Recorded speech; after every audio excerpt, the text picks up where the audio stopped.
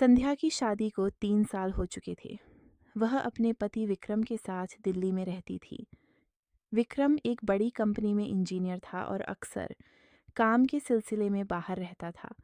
उनके साथ विक्रम का छोटा भाई आरव भी उन्हीं के घर में रहता था, जो यूनिवर्सिटी में पढ़ाई कर रहा था।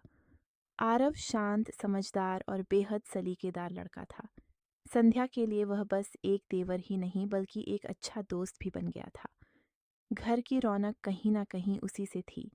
एक शाम जब विक्रम किसी काम से एक हफ्ते के लिए मुंबई चला गया, तब घर में बस आरव और संध्या रह गई।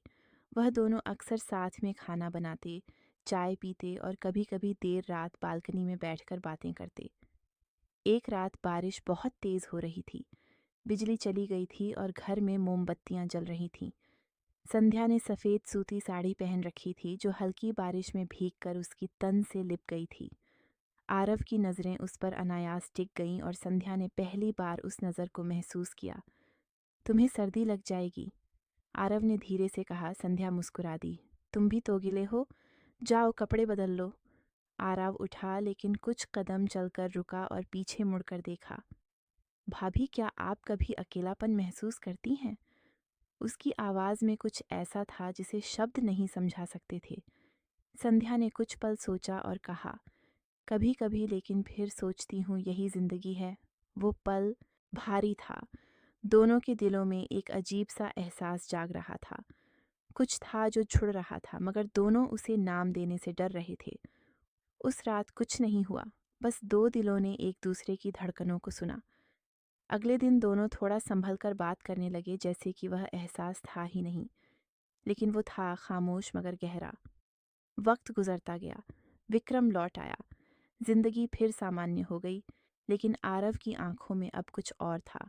एक अधूरी चाहत, एक अंक ही मोहब्बत। संध्या ने भी उसे महसूस किया, पर वो जानती थी कि उसकी जिम्मेदारी सिर्फ एहसासों की नहीं, रिश्तों की भी है। अंत में प्यार सिर्फ पाना ही नहीं होता, कभी कभी उसे नकारना भी सबसे बड़ा प्यार होता है।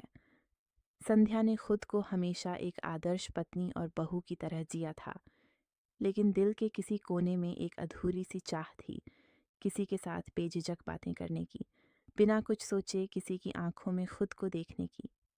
आरव में वो सब था।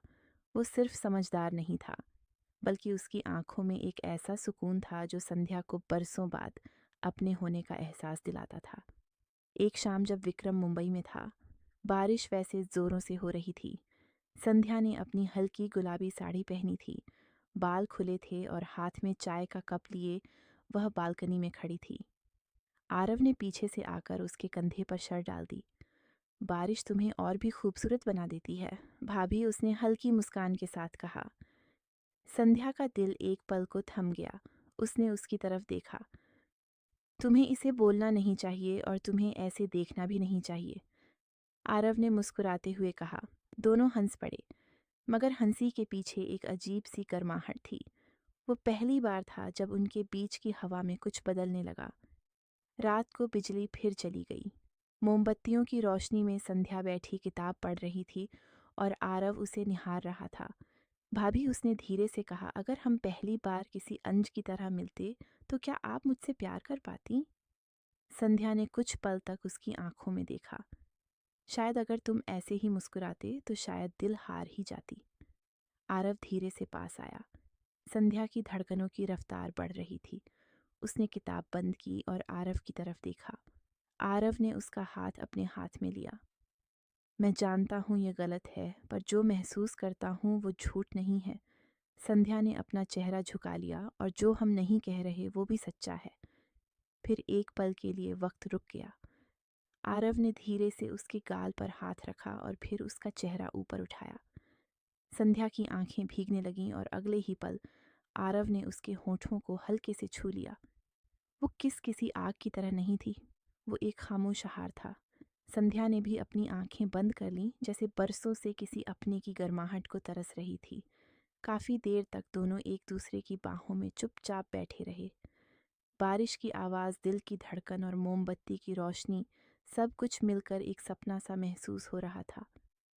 हमें यह सब रोकना होगा, आरव संध्या ने फुसफुसाकर कहा। मैं जानता हूँ, लेकिन आज की यह रात मेरी ज़िंदगी की सबसे खूबसूरत याद बन गई। आरव बोला। अगले दिन दोनों फिर से अपने बने किरदारों में लौट आए, लेकिन उस रात का एहसास। दोस्तों, अगर आपको शिक्षाप्रद कहानियाँ पढ़ना या सुनना पसंद है, तो हमारे BAPU RM हिंदी सुविचार चैनल को सब्सक्राइब करके हमें सपोर्ट करें। धन्यवाद।